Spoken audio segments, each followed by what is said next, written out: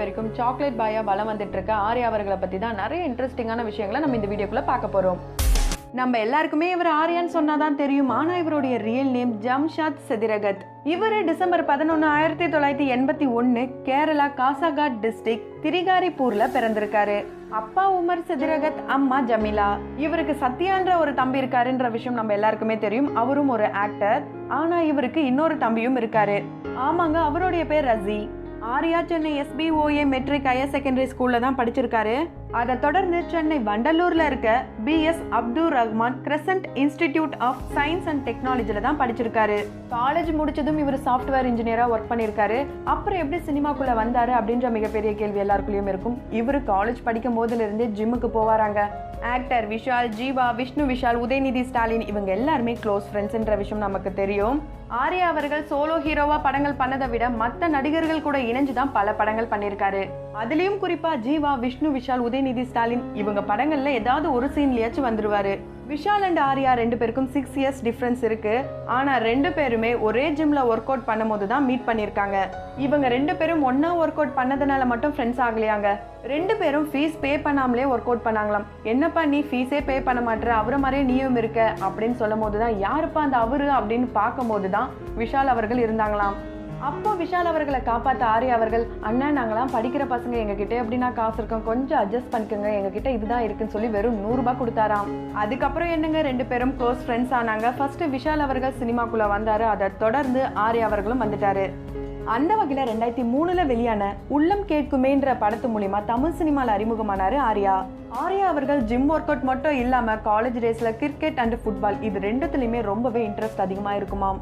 அதனாலதான் இந்த படத்துல ஆர்யா அவர்களை ஒரு கிரிக்கெட் பிளேயரா காட்டியிருப்பாங்க.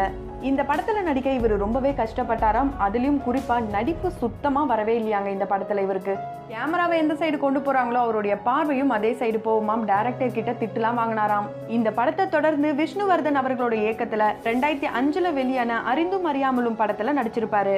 2006ல பட்டியல், 2009ல பாலா அவர்களோட இயக்கத்துல வெளியான நான் கடவுள் படம் இவருக்கு ஒரு திருப்பு முனையா அமைஞ்சிருக்குன்னு கூட சொல்லலாங்க. இந்த படத்துல இவர் ஒரு அகோரி கேரக்டர் பண்ணிருப்பாரு. அதை தொடர்ந்து 2010ல வெளியான மதராசப்பட்டினம் அண்ட் பாஸ் என்கிற பாஸ்கரன் இந்த 2 படங்களும் வெற்றி படங்கள் தாங்க. இந்த 2 படங்களுமே டோட்டலா டிஃப்ரெண்ட் ஜோனர்ல இருக்கும். அதுலயும் குறிப்பா பாஸ் என்கிற பாஸ்கரன்ல காமெடிக்கு நம்மளுக்கு பஞ்சமே இல்லாம கொடுத்திருப்பாரு. இந்த படங்களை தொடர்ந்து பல வெற்றி படங்களை இப்ப வரைக்கும் நமக்காக கொடுத்துட்டு வராரு ஆர்யா அவர்கள். இப்படி ஒரு பக்கம் நடிப்புல பிஸியா போறாரு, இன்னொரு பக்கம் ப்ரொடக்ஷன்லயும் பிஸியா போயிட்டு இருக்காருங்க. ஆமாங்க, தி ஷோ பீப்புள் அப்படின்ற ஓன் ப்ரொடக்ஷன் கம்பெனியும் வச்சிருக்காரு. இவருடைய தம்பி சத்யா அவர்களுடைய வித்தியாசமான நடிப்புல 2014ல வெளியான அமரகாவியம் படத்தை தான் இவரு ப்ரொடியூஸ் பண்ணியிருக்காரு. இந்த படத்தை தொடர்ந்து விஷ்ணு விஷால் அவர்களுடைய நடிப்புல வெளியான ஜீவா, வாசுவும் சரவணனும் ஒன்னா படிச்சவங்க இது போல படங்களை ப்ரொடியூஸ் பண்ணியிருக்காரு. இப்படி தமிழ் படங்கள் மட்டும் இல்லாம மலையாள படங்களையும் இவர் ப்ரொடியூஸ் பண்றாரு. இவருடைய வெற்றி படங்களுக்கு பிலிம்ஃபேர், கலைமாமணி, ஸ்டேட் அவார்ட் இது போல அவார்ட்ஸ் எல்லாம் வாங்கியிருக்காரு.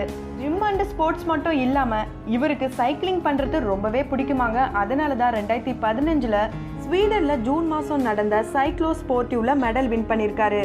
இப்படி இவர் சினிமா கெரியர்ல சக்சஸ்ஃபுல்லா போயிட்டு இருக்கும் போதுதான் ஒரு ஷோ மூலியமா சர்ச்சையிலும் சிக்கினாருங்க. ஆமாங்க, எங்க வீட்டு மாப்பிள்ளை அப்படின்ற ஷோ மூலியமா நிறைய சர்ச்சைகள் இவர் மேல வந்துட்டே இருந்தது. அந்த சமயத்துல தான் இவரு கூட கஜினிகாந்த் படத்துல நடிச்ச ஷாய்ஷாவை 2019 மார்ச் 10ல மேரேஜ் பண்ணிக்கிட்டாரு. இவர் ஓட்டோ கம்பெனியோட பிராண்ட் அம்பாசிடராகவும் இருக்காரு. இப்படி கெரியர் அண்ட் மேரேஜ் லைஃபை ரொம்பவே ஹாப்பியா லீட் பண்ணிட்டு போயிட்டு இருக்காரு. இவர் அவருடைய ஒவ்வொரு படங்களுக்கும் எந்த அளவுக்கு எஃபர்ட்ஸ் எடுத்து பண்றாருன்றத நம்ம ஒவ்வொரு படங்களிலும் பார்த்துட்டு வரோம் தான் சொல்ல முடியும். திறமையும் விடாமுயற்சியும் இங்க எல்லார்கிட்டயும் இருக்கு. இருந்தாலும் நான் இந்த அளவுக்கு சக்சஸ்ஃபுல்லா இருக்கேன்னா அதுக்கு காரணம் என்னுடைய ஃப்ரெண்ட்ஸ் தான் இப்படின்னு சொல்லியிருக்காரு.